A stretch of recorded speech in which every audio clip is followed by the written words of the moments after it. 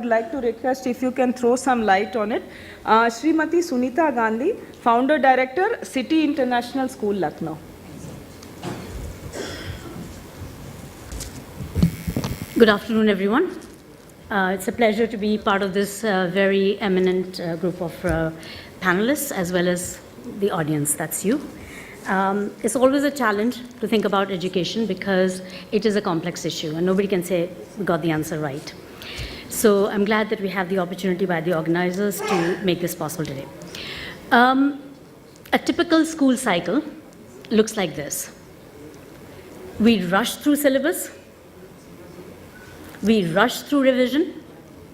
Children rush through preparation. We rush through marking the papers. And we do the PTM. At the PTM, we do the judgment call. Acha kiya, acha nahi kiya. And we say, thank God it's over. What do we do after that? We begin another mad exam-to-exam cycle. Is that not the truth? We spend something like 2 months, if not more, in continuous evaluation, in examination process, preparation, as well as the exam itself, and then marking of the material and so forth.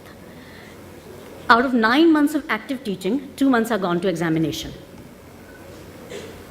What do we gather from the data that we collect? Do we use it? Obviously we don't. It goes to waste. We just do a judgment call. Could that data be used a lot better to inform our future teaching, for example?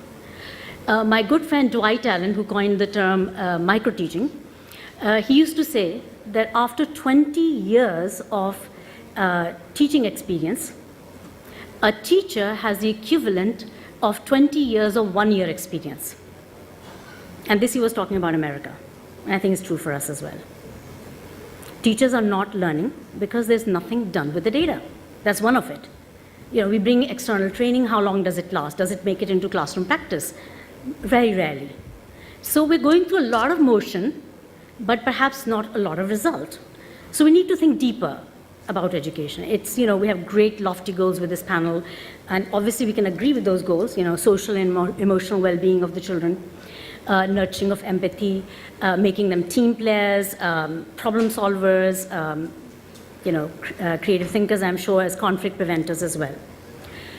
But if you look at education, the very goals, we don't have time for it anyway. All this exam cycle and all focus on examination. But even the goals of education are at odds with these lofty goals. For example, we want to make children collaborative players, team players. Where's the room in education for that? Okay, we may revise our furniture and make it collaborative like these tables are, but we still communicate in this particular way to our children, not just 1 day, 1 week, 1 month, 1 year, for the entire 14 years of our teaching. So how do we expect that children will become collaborative players even if we change the sitting arrangements? The problem is deeper. The entire education system is based on the premise of competition. Where is the room for collaboration? कहते एक चीज़ है, करते कुछ और है. कहना आसान है, करना हम cooperative learning ले आते हैं, and we feel so good about it. वो बच्चे cooperative learning कर रहे हैं, but will they become collaborative players? The entire thinking process, our mindset has to change almost completely to serve our children better in this 21st century so that we can focus on their well-being and their happiness, and we can create that emotional and social connect that we want so much. So it's a sea change. Think of this child, a 9-year-old who wrote once about herself, and I was really deeply affected when I saw this PPT with 2 slides. One of them was this one. She wrote, guess who? And it was, please make a note, the first letters. Kind, she wrote this about herself, kind, 1 in a million, marvelous, awesome, and lovely. So guess who? Kind, 1 in a million, marvelous, awesome, and lovely. Komal. This was her concept of herself, 9-year-old. What happens to this child? She's still excited about school when she goes through a few upper grades. We see little children coming in all laughing and happy, and after a few days of separation from their mother and the crankiness at the beginning, they're very happy to be in school. After 2nd grade, 3rd grade, they're dragging themselves into school.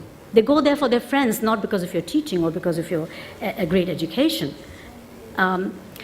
Something wrong. We are losing our children in this old regime. And so there are fundamental issues we need to address if you want to bring about this kind of change. What is really at the core is this competition. And very early on, the children begin to learn, I'm not good enough in relation to another. And the whole world is gauging me by the results in my examination. It's not just exams, it's not just marks. It's also how, of course, everybody's asking about that. Achha. All right. So basically, I'm going to accelerate this because we're running short on time. Alfie Kohn, let's look at his book, Punished by Rewards, as well as the case against competition. A lot of alternative research going on, including one that I have done and last year's got published in the UK on ipsative assessment, which is basically the idea of competing with yourself. So can we do anything real about all these changes that we want? Firstly, our vision. We have to be very clear. We want well-being of every single child.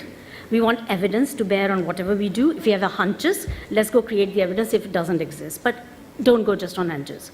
A lot of good stuff out there on formative assessment, which is 0.79 effect size, collaborative work being more powerful than comparative work, project-based learning, real-life experiences. Here in all of your kits, you have got something I've made called Global Dream, which is to help children go and make somebody else literate. And what they learn in terms of life skills and values in the 1 or 2 months that they do this, 15 to 30 minutes per day, is phenomenal. What they will not learn in 14 years of moral education and such.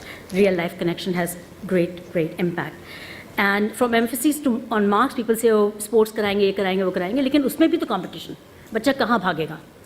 So we need to focus on effort, and we need to properly measure progress against self, not against another. And that is small changes that can be done fairly easily if you think about it, and they'll bring about a huge change.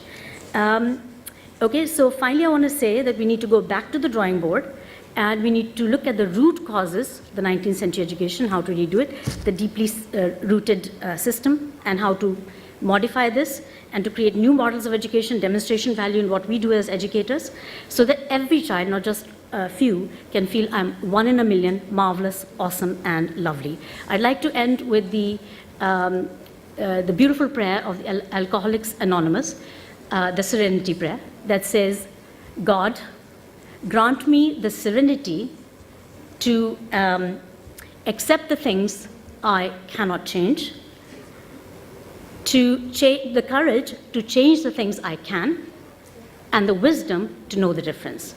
I invite you to please participate in Global Dream, and also to continue to attend conferences. I have one coming up in October called Ed Leadership, and you're all warmly invited. Thank you.